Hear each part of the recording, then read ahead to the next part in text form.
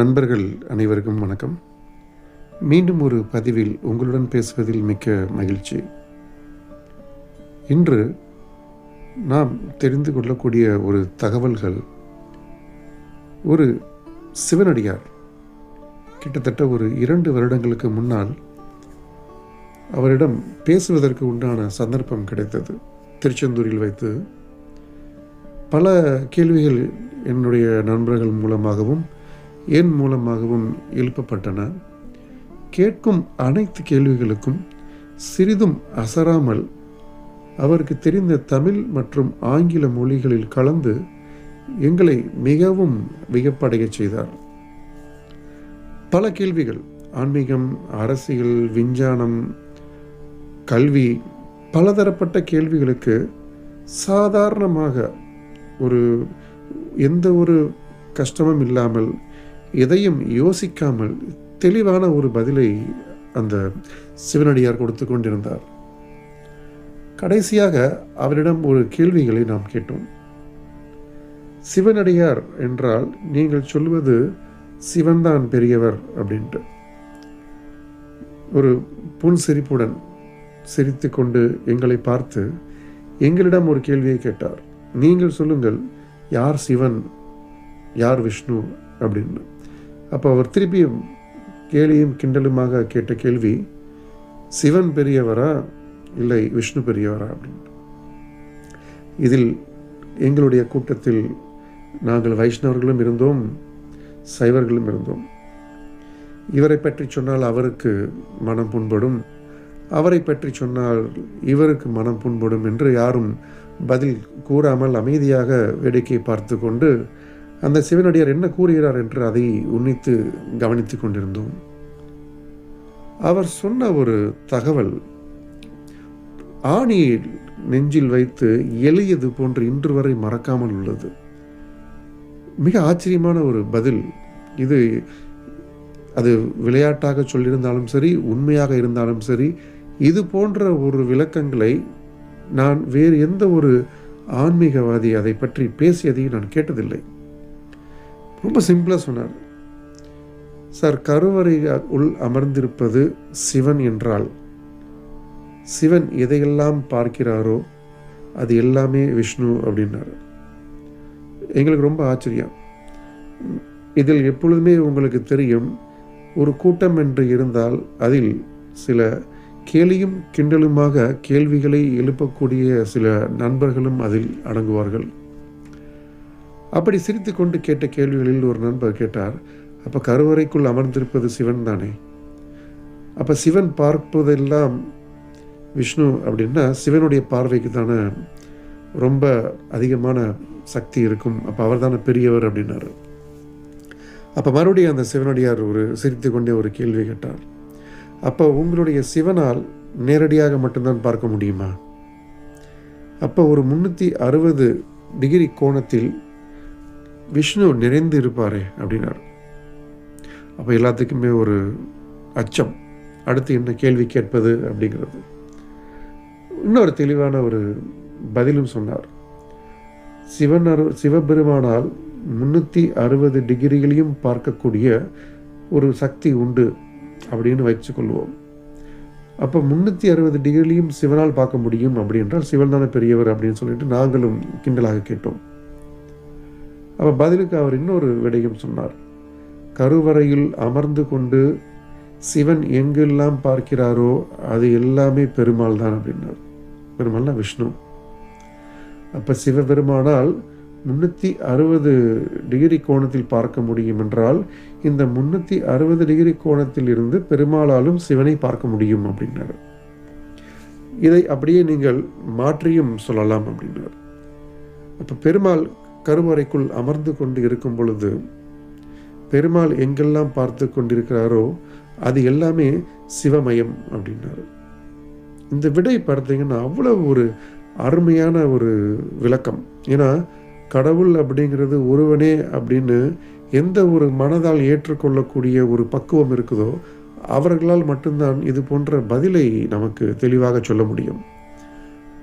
அப்போ அந்த அந்த கலந்துரையாடலில் தெரிந்து கொண்டது என்னவென்றால், பெருமாளா சிவனா அப்படிங்கிறதெல்லாம் கிடையாது.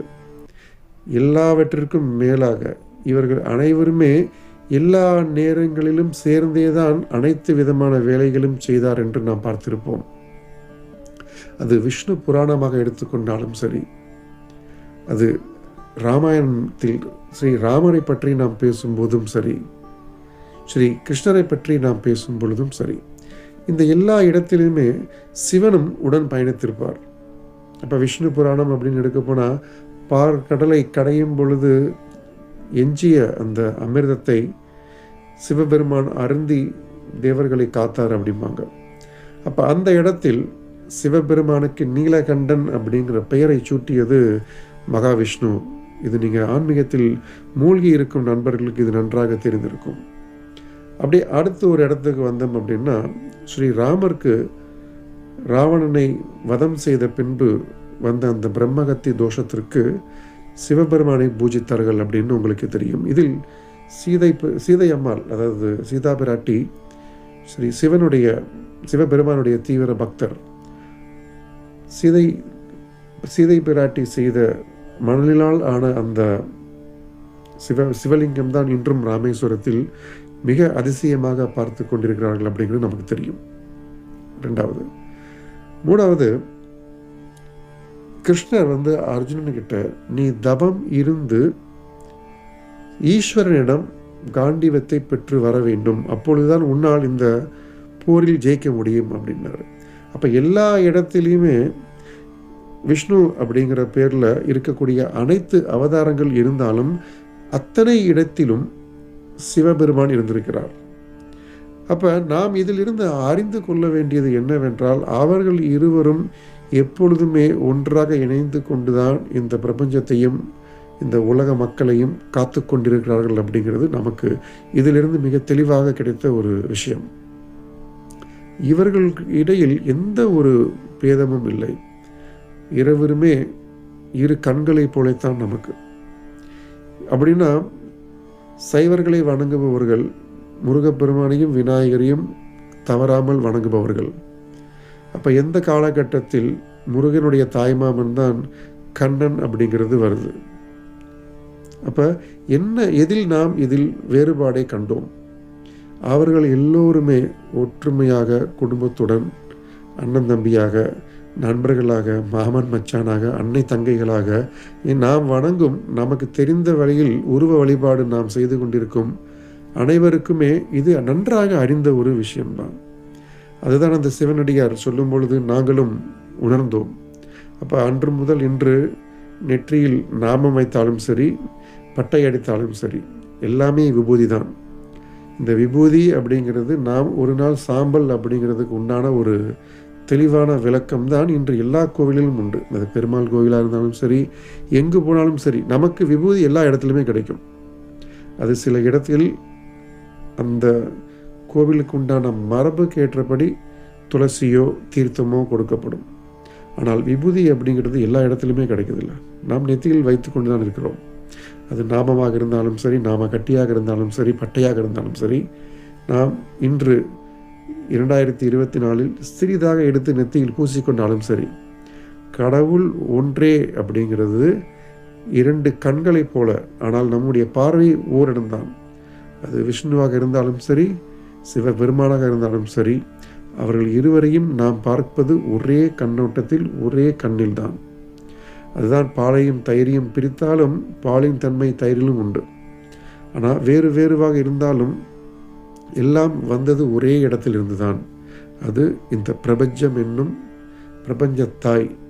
அதனால் வேறுபாடு கடவுளுக்கு நடுவில் எப்பொழுதுமே இல்லை. அவர்கள் எல்லோருக்குமே எப்பொழுதுமே பொதுவாகத்தான் இருக்கிறார்கள். நமக்கு எது தேவையோ, நீங்கள் கடவுளை சிவனாக பார்த்தால் அங்கு சிவன் நிற்பார். நீங்கள் கடவுளை மகா விஷ்ணுவாக பார்த்தால் அங்கு மகா விஷ்ணுவாக அங்கு நிற்பார். இது திருமந்திரம் தெரிந்த அனைவருக்குமே இது தெரிந்திருக்கும்.